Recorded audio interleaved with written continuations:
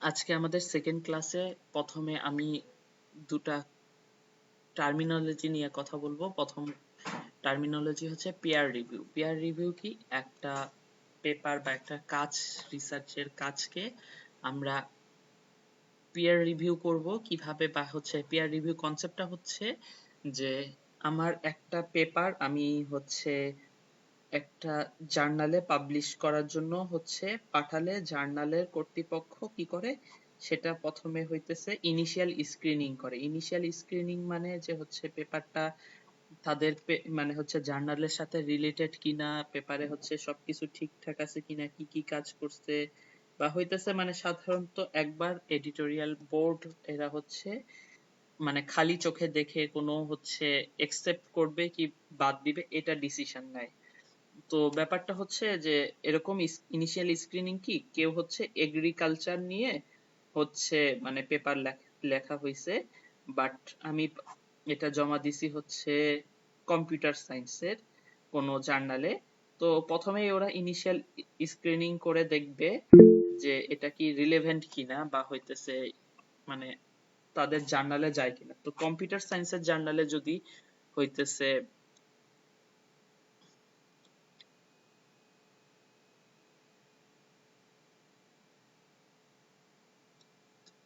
আচ্ছা, তো কম্পিউটার সায়েন্সের জার্নালে যদি হচ্ছে এগ্রিকালচারাল কোনো হচ্ছে পেপার জমা দেওয়া হয়, তাহলে সেটা মানে হইতেছে একসেপ্ট করা হবে না। তো হইতেছে প্রথম জিনিস তারা ইনিশিয়াল স্ক্রিনিং এ এই জিনিসগুলো দেখবে, দেখার পরে তারা হয় একসেপ্ট করবে বা বাদ দিবে। তো এটা আগে ওরা ডিসিশন জানাই দিবে।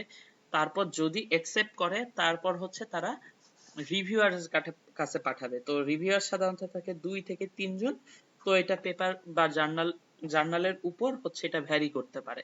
সাধারণত রিভিউয়াররা কারা থাকে? যেই ফিল্ডের পেপার বা যেই টপিকের পেপার সেই টপিকের এক্সপার্ট। এক্সপার্ট বলতে কারা? এক্সপার্ট বলতে হচ্ছে গবেষক বা হচ্ছে শিক্ষক, যারা প্রফেসর বা হচ্ছে ওই ফিল্ডে অনেকদিন ধরে আছে, মানে যারা পরিচিত। অনেক পেপার হচ্ছে মানে হচ্ছে যারা রিভিউয়ার্স তাদের হচ্ছে মানে নাম বা হচ্ছে পরিচয় গোপন রাখে, অনেকে হইতেছে জানায়। তো হইতেছে এক্সপার্টরা কি করবে, পুরো পেপারটা হচ্ছে তারা রিভিউ করবে। রিভিউর পরে তারা হচ্ছে তাদের কমেন্ট দিবে যে এই জায়গাটাতে ঠিক আছে, এই জায়গাটাতে ভুল আছে। তো এই রিভিউর ফলে মানে মোটামুটি আইডিয়া হয়ে যাবে যে পেপারগুলোতে কোন কোন জায়গা ঠিক করতে হবে এবং কোন কোন জায়গা মানে হচ্ছে নিয়ে আরো কাজ করতে হবে। তো এই এক্সপার্ট অপিনিয়নটা আমাদের মানে হচ্ছে পিয়ার রিভিউ সবচেয়ে ইম্পর্টেন্ট জিনিস। এর মানে কমেন্টের বেসিসে আমরা হচ্ছে এডিট করব। তো হইতেছে এই জিনিসটা অনেকে হইতেছে খুবই মানে হচ্ছে বিরক্তকর বা খুবই বোরিং কাজ, খুবই কষ্টকর কাজ হিসেবে গণ্য করে। কারণ হইতেছে একটা পুরো কাজ নামানোর, এমনিতেই একটা পেপার নামানো অনেক কঠিন বা কমপ্লেক্স কাজ, তারপর সেটার অনেক কিছু উলট পালট করে দেয় এই কমেন্ট গুলো। বাট আলটিমেটলি যে জিনিসটা হয়, এতে হইতেছে পেপারের সাধারণত স্ট্যান্ডার্ড বাড়ে, পেপারের ক্রেডিবিলিটি বাড়ে এবং এক্সপার্টদের অপিনিয়ন দিয়ে পেপারের কোয়ালিটিটা বাড়ে। তার জন্য কি করতে হবে? এডিট। রফিক ভাই, আপনি কি কথা বলতেছেন? আমার কি এতক্ষণ কথা শোনা যাচ্ছিল না? না, আমি ভাবতেছি হয়তো ব্রেক নিয়েছেন বা কিছু একটা করতেছেন। ও আচ্ছা, আমি আবার শুরু থেকে শুরু করছি। সমস্যা নাই, এটা এবার হয়েছে। আমি আবার শুরু থেকে শুরু করতেছি, ঠিক আছে? ওই যে পার রিভিউ ওইখান থেকে শুরু করলে। হ্যাঁ, পিয়ার রিভিউ থেকে। আচ্ছা, আমি হচ্ছে এক্সট্রিমলি সরি, আমি খেয়াল করিনি যে আমার মিউট করা ছিল। আমি পিয়ার রিভিউ এখান থেকে শুরু করতেছি আরেকবার। তো পিয়ার রিভিউ হচ্ছে একটা কনসেপ্ট যেটার মাধ্যমে আমরা হইতেছে মানে একটা পেপার কোনো একটা জার্নালে যখন পাবলিশ করার জন্য পাঠাই, তারপর তারা সাধারণত এই পিয়ার রিভিউটা করে। পিয়ার রিভিউ ব্যাপারটা হইতেছে যে আমি একটা পেপারে মানে পেপারের কাজটা বা আমার কাজটা একটা জার্নালে পাঠালাম, জার্নাল কি করলো, সেটাকে হচ্ছে কিছু এক্সপার্ট দিয়ে রিভিউ করানোর পরে সেটাকে ঠিক করবে বা এডিট করবে। এডিট করার পরে সেটা ফাইনালাইজ করে পাবলিশ করবে।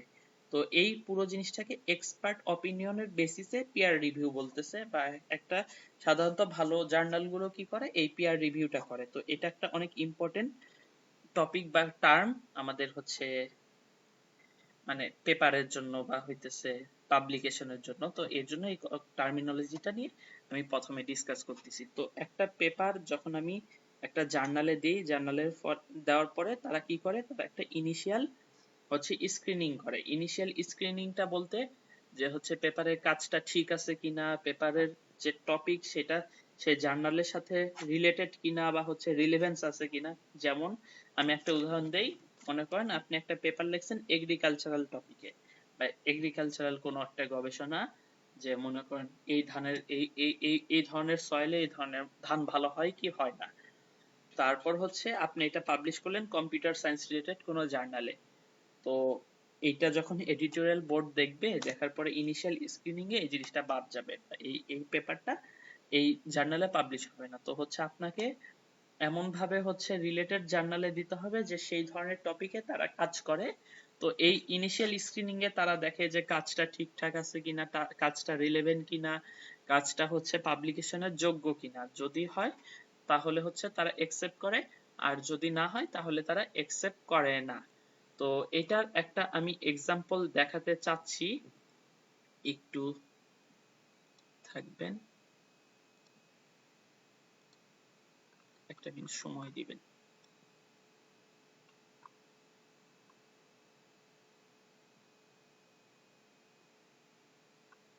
ওকে, এটা আমার একটা পেপার, এটার হচ্ছে একটা মেইল যেটা আমি সাবমিট করছিলাম, কিন্তু তারা হচ্ছে বলছে যে তাদের এই ধরনের পেপার পাবলিশ করে না। তো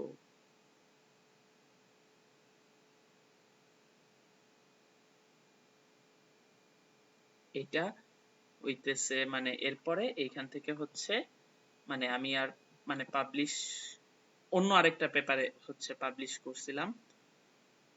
আমি একটু দেখাচ্ছি।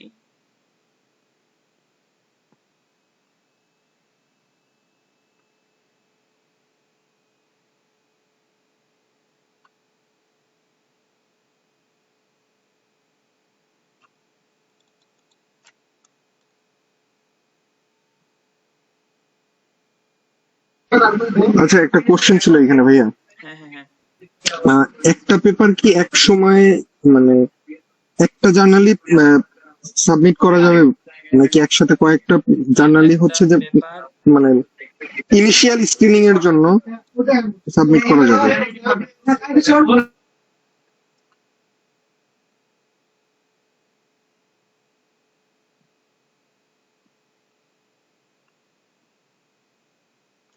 আচ্ছা মানে আমি আপাতত হচ্ছে এটা সামনে আসতেছে না, আমি তো আস মানে আমি পরে একটু দেখাবো বা হচ্ছে মানে ওটা আমি পরে একটু করে মানে ঘাটাঘাটি করে রাখবো, নিয়ে পরে হচ্ছে আমি দেখাচ্ছি।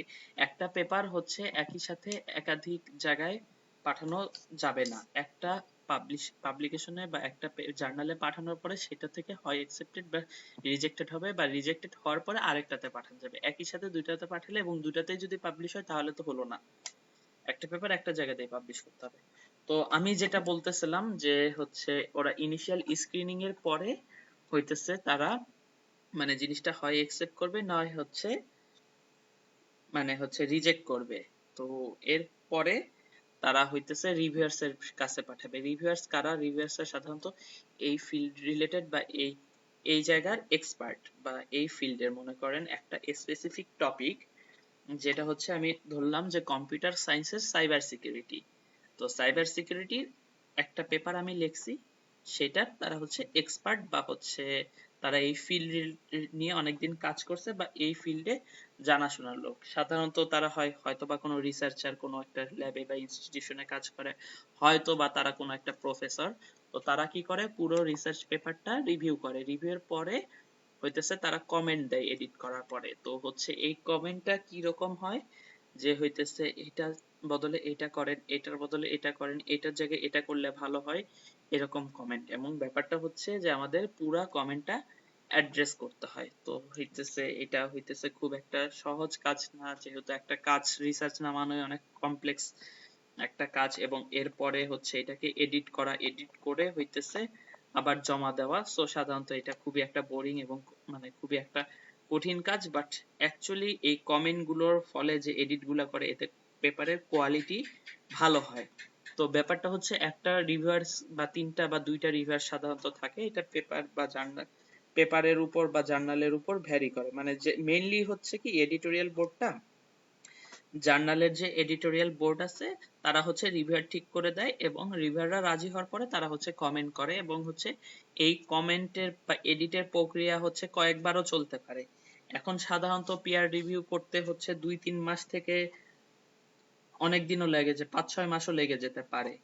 তো এটা হচ্ছে একটা লেন্দি প্রসেস, এবং এটা হচ্ছে খুবই মানে হচ্ছে step by step boring process, যে একবার মানে কমেন্ট করলেই যে জিনিসটা শেষ হয়ে যাবে তেমন না। তা আমি কমেন্ট করার পরে কমেন্ট গুলো অ্যাড্রেস করে এডিট করে আবার পাঠালে আবার হচ্ছে রিভিশন দিবে, আবার চেক করে যদি এডিট করা লাগে তারপর যদি আবার চায় তারা হচ্ছে করতে পারবে, অথবা এডিটোরিয়াল বোর্ডের কাছে বলবে যে না, we are okay with this paper. তো এডিটোরিয়াল বোর্ড কি করবে, এরপর ফাইনালাইজ করবে। কিছু ফাইনালাইজের ব্যাপার আছে, যেমন হচ্ছে কি বলে এটাকে, যে তারা যে প্রিন্ট করবে সেই প্রিন্টটার হচ্ছে কোনো একটা স্ট্যান্ডার্ড থাকলে তারপর কিছু স্টেটমেন্ট দেওয়া লাগে। স্টেটমেন্ট গুলো কি, স্টেটমেন্ট গুলো এরকম যে হইতেছে এই পেপারটার বা এই গবেষণা কাজটা করার জন্য কোনো ফান্ড আসছে বা গ্র্যান্ট ছিল কিনা, তারপর এটার ডাটা অ্যাভেলেবল কিনা, এরকম কিছু হচ্ছে ই থাকে। এগুলো হচ্ছে জার্নালের বেসিসে ভ্যারি করে। এরপর হইতেছে আমার পুরো পেপারটা পাবলিশ হবে। এইটা হচ্ছে পুরো জিনিসটা আমি যেটা বললাম, এটা হচ্ছে একটা পিয়ার রিভিউ জার্নালের হচ্ছে ক্রাইটেরিয়া। এতটুকু তো বুঝতে কারো প্রবলেম নাই, তাই না? কারো কি কোনো বুঝার প্রবলেম আছে যতটুকু বললাম, যে একটা পিয়ার রিভিউ প্রসেস কিভাবে চলে?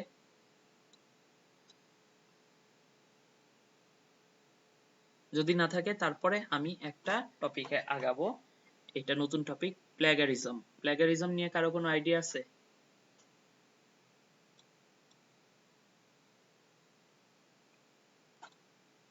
প্ল্যাগারিজম নিয়ে যদি হচ্ছে কারো কোনো আইডিয়া থাকে তাহলে বলতে পারেন।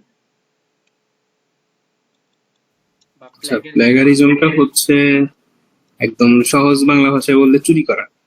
যে অন্য কারো আর্টিকেল আমি আমার নিজের নামে চালাই দিলাম, যেটা আমরা জেনারেল একাডেমিক অ্যাসাইনমেন্ট গুলোতে করি, ফ্রেন্ডের থেকে নিয়ে কপি করি বা অন্যান্য গুগল বা চ্যাট জিপিটি বা কোনো রিসার্চ আর্টিকেল থেকে কপি করি, এই জিনিসটাই প্লেগারিজম। হ্যাঁ, ঠিক আছে, একদম ঠিক আছে। তো প্লেগারিজম নিয়ে হচ্ছে আপনার হয়তোবা অনেক সময় অনেক হইতেছে দেখতে পারবেন, যে অনেক হইতেছে নিউজ দেখতে পারবেন।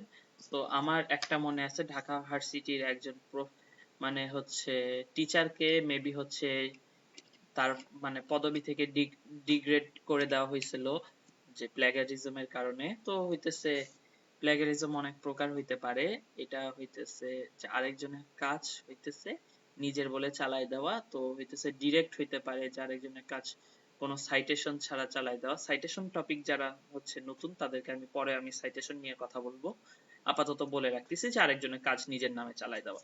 তারপর সেলফ প্লেগারিজম, অনেকে এই কনসেপ্টটা ভুল করে, যে হইতেছে যে আমার নিজের কাজ যদি আমি সাইটেশন ছাড়া চালাই দেই, কোথাও একটা পাবলিশ হয়েছে, তাহলে কি এটা প্লেগারিজম হবে কি হবে না? অবশ্যই সেটা প্লেগারিজম হবে। তো অনেকে এই ভুলটা করে যে আরে আমার কাজই তো, আমার কাজ তো আমি আমার থেকে চুরি করতে পারতেছি না, ওন প্রপার্টি। বাট এটা উইদাউট সাইটেশন বা ডিসক্লোজার করা যাবে না। তো আমি এটার একটা উদাহরণ দিই। মনে করেন আমি হচ্ছে 4 ধাপে একটা রিসার্চ করছি। তো প্রথম ধাপে রিসার্চটা একটা হইতেছে পেপারে পাবলিশ করছি। সেকেন্ড পেপারটা হচ্ছে প্রথম কাজের কন্টিনিউশন, বা প্রথম কাজ যেটা করছি তার পরের প্রক্রিয়ার প্রসেসের পরের ধাপ।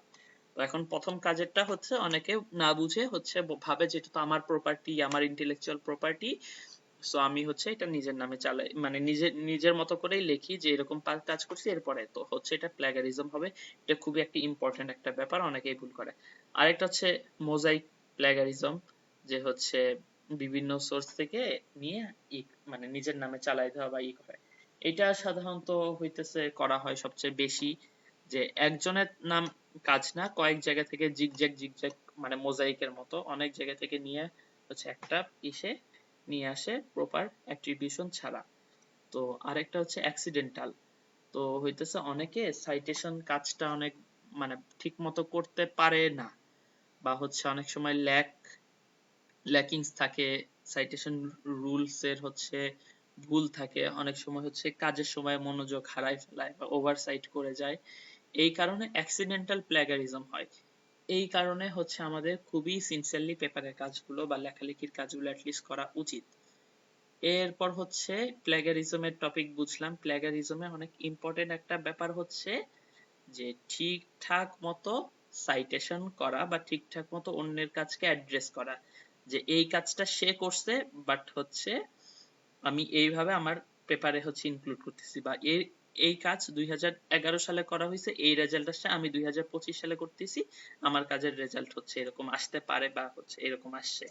সো এই যে আমি অ্যাড্রেস করতেছি বা বলতেছি যে ও বলছে এই কথাটা, আমি বলি নাই, ও বলছে এটা ওর মতে এরকম ভাবে হইতে পারে বা হয়। যেমন আমি বলি যে হইতেছে আমি খুলনার আরবান আরবান মানে আরবানাইজেশন নিয়ে কথা বলতেছি। এখন খুলনার আরবানাইজেশন রিসেন্ট টাইমে হয়েছে পদ্মা সেতু হওয়ার কারণে। তো এখন এটা তো আমি বললেই হয়ে গেল না যে খুলনার আরবানাইজেশন হয়েছে পদ্মা সেতুর কারণে, তাই না? তো এটা ক্রেডিটিবিলিটি বাড়ে কখন? যখন হইতেছে আমি বলি যে অ্যাকর্ডিং টু অমক যে হচ্ছে এই কাজটা করছে, যে খুলনার আরবানাইজেশন বাড়ছে কিভাবে, আমি বলতে পারি একটা উদাহরণ যে খুলনার জিডিপি 2022-22 খুলনা মানে পদ্মা সেতু হওয়ার পরে হচ্ছে এত থেকে এত জাম্প করছে বা বাড়ছে বা ইকোনমিক অ্যাক্টিভিটি বাড়ছে। এগুলো হচ্ছে আমি আরেকটা পেপার থেকে নিয়ে আমি সাইটেশন করে বা হচ্ছে ওর রেফারেন্সে বলতে পারি। তো হচ্ছে আমার কাজ মানে কথাটারও হচ্ছে ভ্যালু বাড়লো এবং প্রপারলি সাইটেশন করে আমি একটা ইনফরমেশনের বেসিসে কথাটা বলতে পারলাম। এইটাই হচ্ছে। এর জন্য আমাকে কয়েকটা জিনিস খেয়াল রাখতে হবে যে আমি যে সোর্স থেকে নিচ্ছি সেটাকে প্রপারলি অ্যাড্রেস করতেছি কিনা, যে এটা ওর কাজ আমি হচ্ছে এইভাবে বলতেছি। এখানে সাইটেশনের রুলস যেগুলো হচ্ছে আমি পরের ক্লাসে দেখাবো সেগুলো মেইনটেইন করে হচ্ছে আমাকে সাইটেশন করতে হবে। 2 নাম্বার, সে যেখানে হচ্ছে পাবলিশ করছে সেই জিনিসটা ঠিক কিনা। তো এইটা হচ্ছে একটা মানে ব্যাপার যে হইতেছে, মনে করেন যে হইতেছে একটা পেপার আছে, মনে করেন খুলনা হাবিজাবি, আরেকটা পেপার আছে প্রথম আলো, তো কোনটা আপনার কাছে ক্রেডিটেবল?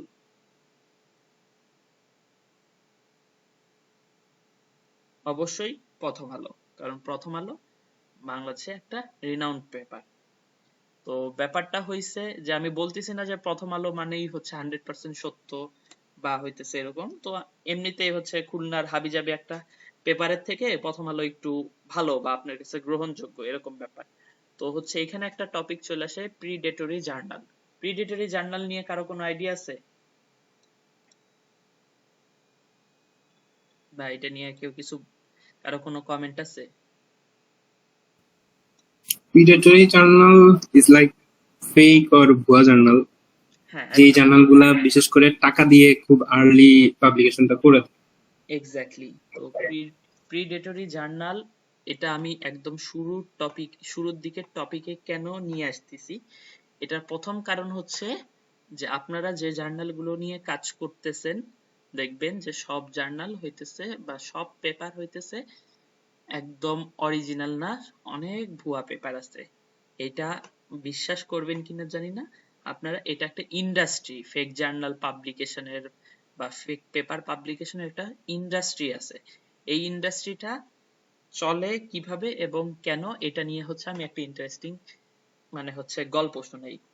মনে করেন অমুক ভার্সিটির অমুক তমুক একজন হইতেছে তার রিকোয়ারমেন্ট আছে, বা অমুক ভার্সিটির একজন টিচার বা স্টুডেন্টের রিকোয়ারমেন্ট আছে যে তাকে 3 বা 4 বছরে একটা বা দুইটা পেপার তার গবেষণা থেকে পাবলিশ করতে হবে, অথবা হচ্ছে একজন লেকচারার থেকে প্রফেসর হইতে মানে অ্যাসিস্ট্যান্ট প্রফেসর হইতে গেলে তার কমপক্ষে 4টা পেপার থাকবে। মানে এটা মানে আমি একটা উদাহরণ দিচ্ছি যে এরকম থাকবে। এখন দেখলেন যে তার হইতেছে মানে এই যে তার প্রেসার, সে মানে দেখলো যে তার হচ্ছে হয়তো বা 3টা বা 4টা পেপার হয় নাই বা সে কাজ করে নাই, এখন তাকে হচ্ছে প্রমোশন পাইতে হইলে বা তার হচ্ছে যে রিকোয়ারমেন্ট সেটা ফুলফিল করতে হইলে একটা তাড়াতাড়ি পেপার পাবলিশ করতে হবে। এই কারণে সে ফেক জার্নালে দিয়ে দিতে পারে। তো ফেক জার্নাল বুঝবো কিভাবে? অনেকগুলা ক্রাইটেরিয়া আছে। তার মধ্যে প্রথম কথা হচ্ছে সাবমিশন ফি খুবই কম। তো একটা পেপারে কত টাকা সাবমিট মানে হচ্ছে জার্নালে পাবলিশ করতে লাগে। তো আমি যখন করছিলাম, আমি একটা উদাহরণ দেই আমার পেপারটার কি অবস্থা বলি। এইটা হচ্ছে এলসেভিয়ার মানে হচ্ছে অর্ডার কনফার্মেশন। তো এটা হচ্ছে আমার paper, A comparative study of machine learning model for predicting আমন রাইস ইল ইন বাংলাদেশ। এটা এলসেভিয়ারে পাবলিশ হয়েছে। এইটা হইতেছে এলসেভিয়ারের জার্নালটার নাম হচ্ছে হেলিয়ন, ঠিক আছে? তো আপনারা এখান থেকে চেক করতে পারেন বা দেখতে পারেন। তো আমি দেখাচ্ছি পেপারটা।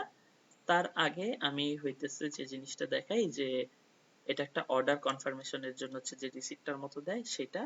তো এইখানে দেখাচ্ছে $2160। তো এটা একটা হিউজ মানি। কত বড় মানি আমার কোনো আইডিয়া নেই। আজকে মনে হয় ডলারের দাম 128-27 হবে। একটু কাইন্ডলি কেউ গুণ দিয়ে দেখতে পারেন। তো হচ্ছে আমি রিসার্চ ফর লাইফ 100% ডিসকাউন্ট পেয়ে গেছি। খুবই ভালো, এত বড় অ্যামাউন্ট মানি আমাকে দিতে হয় নাই, সো আমাকে পে করতে হয়েছে 0 টাকা। ঠিক আছে, আমি এত ভালো একটা জার্নালে পাবলিশ করতে পারতেছি। এলসেভিয়ার কিন্তু অনেক ভালো একটা জার্নাল, কালকে আমি দেখাইছি।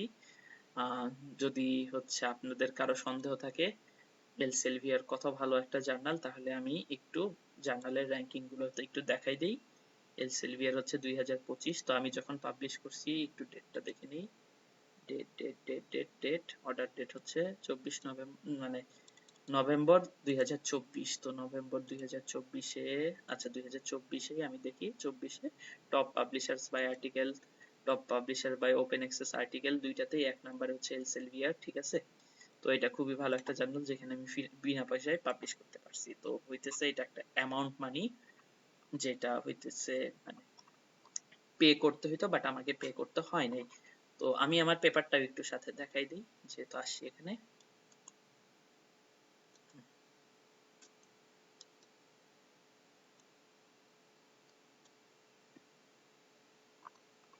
এই যে আমার পেপার আর এই যে আমার নাম। আচ্ছা, মিটিং কি শেষ হয়ে যাবে? না, আর লাস্ট 15 মিনিট, ঠিক আছে? আশিক একটু নোটিফাই করো। তো হইতেছে এই যে জি ভাই। Helio science director. তো এই যে পেপার, তো ঠিক আছে, যেটা আমি বলতেছিলাম যে আমি যখন হচ্ছে পেপারটা পাবলিশ করি আমার মোটামুটি খরচ হওয়ার কথা ছিল এত পরিমাণ, যেটা আমাকে পে করতে হয় না, একটা ডিসকাউন্ট ছিল। তো হইতেছে এবং বিভিন্ন ক্রাইটেরিয়া, যদি এমন ক্রাইটেরিয়া থাকতে পারে যে যদি রাইটার বা পেপারের যে কয়জন হচ্ছে কো অথর সবাই যদি বাংলাদেশি হয় তাহলে কোনো পে করতে হয় না, বা এটা বিভিন্ন হইতেছে ক্রাইটেরিয়ার মধ্যে হইতেছে হচ্ছে পরে। তো হইতেছে আমাকে মানে পে করতে হয় নাই। তো হইতেছে যে 4 জন অথর, ঠিক আছে, এতটুক গেল। তো আমি যেখানে ছিলাম, তো হচ্ছে লো সাবমিশন ফি। তো এখন আমাকে আপনাদের আইডিয়া হইলো যে আমাকে 2160 মানে 60 হচ্ছে ডলার দিতে হইতে পারে, ঠিক আছে? সেই জায়গায় কেউ যদি হইতেছে বলে আপনাকে 50 বা হচ্ছে $60 একটা পেপার পাবলিশ করে দিব, তখনই আপনি বুঝতে হবে যে এত বড় অ্যামাউন্টের পরিবর্তে এত কম অ্যামাউন্ট দিতে পারতেছে কিভাবে, একদম রেড অ্যালার্ট, ঠিক আছে? তখনই আপনাদের আইডিয়া হয়ে যাবে যে না, এটা মেবি হচ্ছে প্রিডেটরি জার্নাল হইতে পারে। কুইক পাবলিশিং টাইম, তো আমার পেপার পাবলিশ হইতে লাগছে মনে হয় 1.5-2 মাস। তো এরা হচ্ছে বলবে যে 24 ঘন্টার মধ্যে হইতেছে পেপার পাবলিশ করে দিব, অথবা হচ্ছে 1 দিন 2 দিন। এইগুলো হচ্ছে কোনো মানে হচ্ছে মানে যৌক্তিক সময় না। একটা পিয়ার রিভিউ হইতে কমপক্ষে 7 থেকে 10 দিনও লাগে, বা হচ্ছে 1-2 মাসও লাগে, মানে হচ্ছে মানে মোটামুটি টাইম লাগে এমন না। আমি অনেককে চিনি 2 বছর ধরে একটা পেপার পাবলিশ করছে। আবার হচ্ছে ফেক এডিটোরিয়াল বোর্ড। তো ফেক এডিটোরিয়াল বোর্ড হচ্ছে কি জিনিস, যে মনে করেন আপনি হচ্ছে খুবই রেকগনাইজ একজন আপনার লাইনের হচ্ছে প্রফেসরকে চিনেন, তাকে দেখতেছেন সেই এডিটোরিয়াল বোর্ডে, কিন্তু তার ফুল পরিচয় এবং তাকে রেকগনাইজ করে বা তার ইমেল বা তার হচ্ছে যথাযথ পরিচয় নেই। মানে এমনও হইতে পারে যে তাকে না জানায়া হইতেছে মানে হইতেছে এডিটোরিয়াল বোর্ডে তারা ইনক্লুড করে দিছে। তো এইটা মানে হচ্ছে আমাদের প্রথমেই বুঝতে হবে যে একটা জার্নাল থেকে ইনফরমেশন নিচ্ছি, সেই জার্নালটা হচ্ছে প্রিডেটরি নাকি অরিজিনাল জার্নাল, সে জার্নালটা ভালো কিনা, এখন জার্নালের তো ইম্প্যাক্ট ফ্যাক্টর বা র্যাঙ্কিং ট্যাঙ্কিং এগুলো দেখতে পারতেছেন, কিন্তু অনেক সময় হয় কি মানে অনেকগুলো পেপার পড়তে গেলে একটা দুইটা মিসিং হয়ে যায়, সেই ক্ষেত্রে আবার প্রবলেম হয় কি শুধু যে আপনি নিজে পাবলিশ করতে থেকে বাঁচতেছেন সেটাও না, আপনি যখন একটা ফেক জার্নাল সাইটেশন করবেন সেটাও একটা বড় প্রবলেম। তো হইতেছে প্রিডেটরি জার্নাল আমরা কিভাবে হইতেছে আইডেন্টিফাই করব। প্রিডেটরি জার্নাল আইডেন্টিফাই করার জন্য আমাদের কিছু টেকনিক আছে। তো প্রথম টেকনিক হইতেছে predatoryjournals.org, এইখানে যাব। তো এখানে প্রিডেটরি জার্নালের জন্য কিছু ব্লক আছে, ক্যারেক্টারিস্টিক্স আছে, এগুলো একটু পড়ে নিবেন। এগুলো জাস্ট হচ্ছে পড়লে বুঝবেন যে অনেক মানে কিছু আছে যেগুলোর মাধ্যমে হচ্ছে মানে বোঝা যায় প্রিডেটরি। যেমন আমি একটা দুটা বলি, mimicking of the name or website style of more established journal.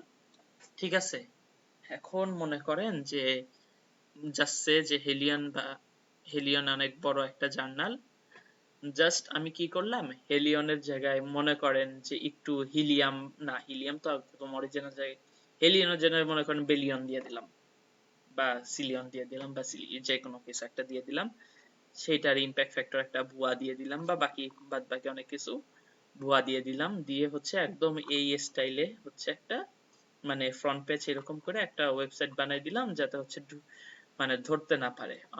এটা অনেকে যেমন হারপিকের বদলে অনেকগুলা কোম্পানি আছে হারপুন টারপুন কি কি জানি ফেকই করে, তো হইতেছে ওরকম হচ্ছে মানে সেম ডিজাইনের হচ্ছে যদি জার্নাল মানে হচ্ছে মিমিক্রি করে অনেক সময় ধরতে পারে না। তো হইতেছে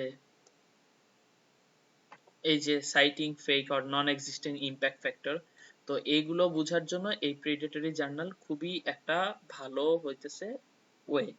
তো থিঙ্ক চেক এন্ড সাবমিট, এটা খুবই একটা ব্যাপার যে হইতেছে যে এটা কি ট্রাস্টেড জার্নাল কিনা। এটা তো এরা হইতেছে একটা লিস্ট ধরাই দিছে যে এইগুলো হচ্ছে মানে একটা লিস্ট, এরা হচ্ছে ফ্রি এন্ড ওপেন লিস্ট করতেছে যে এইগুলো আমরা কয়েকটা ফেক জার্নাল দেখব বা ঘাটাঘাটি করে বোঝার চেষ্টা করব যে কেন এগুলা ফেক বা কিভাবে এগুলা ফেক।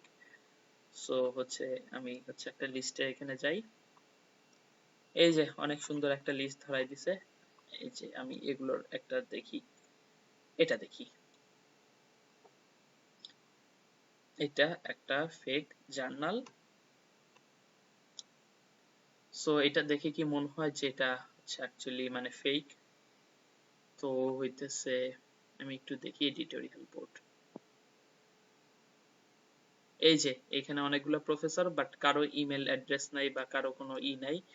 সো হইতেছে সার্চ দিলে হয়তোবা আসবে ইনি এখানকার প্রফেসর, বাট অ্যাকচুয়ালি এখানকার সাথে তারা হচ্ছে হয়তোবা নাই, মানে হচ্ছে তারা মানে এটার সাথে যুক্ত না।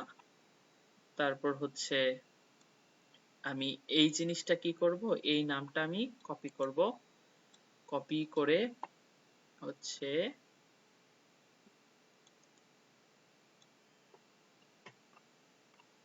এইটা হচ্ছে মাস্টার জার্নাল লিস্ট। আরে কুকি কই অ্যাকসেপ্ট করব,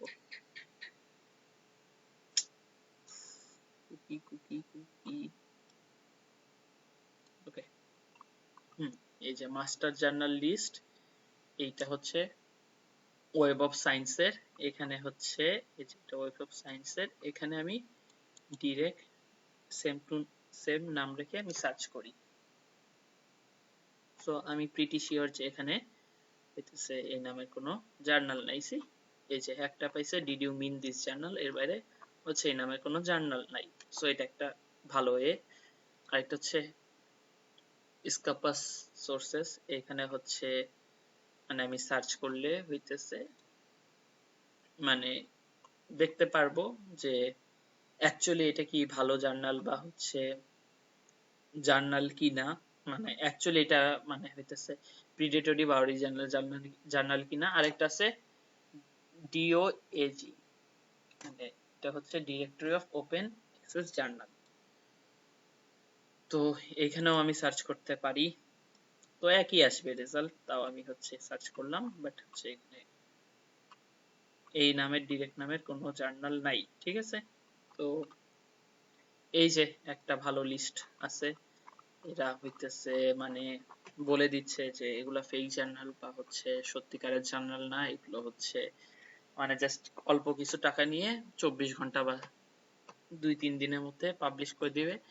বাট এটা হচ্ছে অ্যাকচুয়ালি কোনো মানে ভালো ওয়ে না, বা হচ্ছে এইরকম ফেক জার্নাল নিয়ে যদি হচ্ছে কেউ বাইরে অ্যাপ্লাই করে, শিওর সে হচ্ছে একদম মানে নেগেটিভ ইম্প্যাক্ট তো পড়বেই, এবং তারা হচ্ছে একসেপ্টও করবে না, তারা ব্লক লিস্টও করে দিতে পারে। মানে একটা লিস্ট আছে ওদের যে হইতেছে এরা হচ্ছে ফেক জার্নালি করছে, ব্ল্যাক লিস্ট করে দিতে পারে এই স্টুডেন্ট। সো আরেকটা আছে এখানকার বেলস লিস্ট। তো এইখানে হচ্ছে মানে সার্চ করলে সেম নামটা আমি সার্চ করি, দেখি পাই কিনা।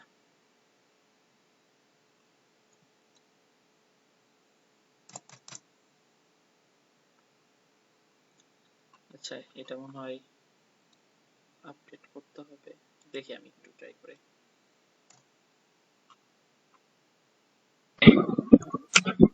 আচ্ছা, টাইম কি শেষ?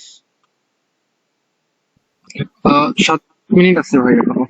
আচ্ছা ঠিক আছে, এটা হচ্ছে একটা লিস্ট আছে এখানকার। তো হইতেছে এখানে একটু সার্চ দিয়ে দেখা যেতে পারে। ও আচ্ছা, এই যে here we include that were not originally on bail may be paid last update। তো হইতেছে আমাকে মনে হয় এইখানেও হচ্ছে দিচ্ছিল। হ্যাঁ, এই যে এখানে নাই। সো হইতেছে এটা হচ্ছে একটা ফেক জার্নাল। তো আমরা মানে হচ্ছে দেখলাম যে প্রচুর হচ্ছে ফেক জার্নাল আছে। তো মোটামুটি আজকের ক্লাস এটার উপরেই যে হইতেছে মানে হচ্ছে প্রথমে আমি বললাম পিয়ার রিভিউ, তারপর হচ্ছে প্লাগারিজম, তারপর হচ্ছে কোন জার্নালটা অরিজিনাল বা কোন জার্নালটা ফেক এইটা। এখন হচ্ছে কেন হইতেছে মানে হচ্ছে একজন ফেক জার্নাল পাবলিশ করে বা একজন হচ্ছে ফেক জার্নালে পেপার পাঠায়। তো প্রথম কথা হচ্ছে পাবলিশারদের জন্য এটা ইজি মানি, একদম ইজি মানি। একটা ওয়েবসাইট খুলে কোনো কোনো কষ্ট ছাড়াই হচ্ছে কেউ যদি 5-10 বা হচ্ছে $100-200 দিয়ে হচ্ছে পেপার পাবলিশ করে, তাহলে হচ্ছে একটা হিউজ মানি। 2 নাম্বার হচ্ছে ল্যাক অফ অ্যাওয়ারনেস। তো এটা সাধারণত হয় যারা একদম নতুন রিসার্চে ঢুকে, তো হইতেছে মানে তারা হচ্ছে বুঝতে পারে না, তারা হচ্ছে একটা জার্নাল আসল কি নকল এটা বুঝতে পারে না। আমি প্রেসারের কথা বললাম যে একটা একাডেমিক প্রেসার বা হচ্ছে একটা রিকোয়ারমেন্ট থাকে, সেই রিকোয়ারমেন্ট ফুলফিল করার হচ্ছে মানে যে প্যারা সেটা। তারপর হচ্ছে অনেক সময় থাকে সোশ্যাল আইডেন্টিটি থ্রেট। এটা বলা যায় এরকম যে আমার বন্ধু বান্ধব বা হচ্ছে কলিগ সবাই হচ্ছে পেপার পাবলিশ করতেছে ভালো ভালো জায়গায়, আমি করতে পারতেছি না, এটা একটা থ্রেট হতে পারে। তো হচ্ছে আরেকটা হচ্ছে রিসার্চ কোয়ালিটি র্যাঙ্কিংস। তো এটা সাধারণত হয় কিরকম আমি বলি, মনে করেন আমি একটা থিসিস করছি বা একটা রিসার্চ করছি, সেই সময় আমি হচ্ছে তাড়াহুড়া করে কাজটা নামাইতে হয়েছে বা ল্যাবে জমা দিতে হয়েছে, বা হচ্ছে থিসিসটা আমার পাবলিশ করতে হবে বাট হচ্ছে আমি অনেক ভালো মতো করি নাই। তো হচ্ছে আমি জানি যে এটা হবে না বা হচ্ছে ভালো জার্নাল না, জাস্ট কোনো একটা মানে প্রিটেটরি জার্নালে দিয়ে পাবলিশ করে নিজের নামই করলাম। সো এটাও একটা কারণ হইতে পারে। বা আপনাদের মানে হচ্ছে কোনো আইডিয়া আছে যে কেন হচ্ছে একজন মানুষ হইতেছে এরকম জার্নালে পেপার পাঠায়? মানে ওদেরটা তো বুঝতেছি যে ওরা কেন ছাপায়, যে এটা হচ্ছে একটা ইন্ডাস্ট্রি, ফেক জার্নালের ইন্ডাস্ট্রি, যেখানে অনেক ইজি মানি আসে, পাঠাইলে একটু অল্প টাকায় করে দেয়, এটাই। কারো কোনো আইডিয়া মানে কেন একজন মানে হচ্ছে ফেক জার্নালে হচ্ছে পেপার পাঠায়?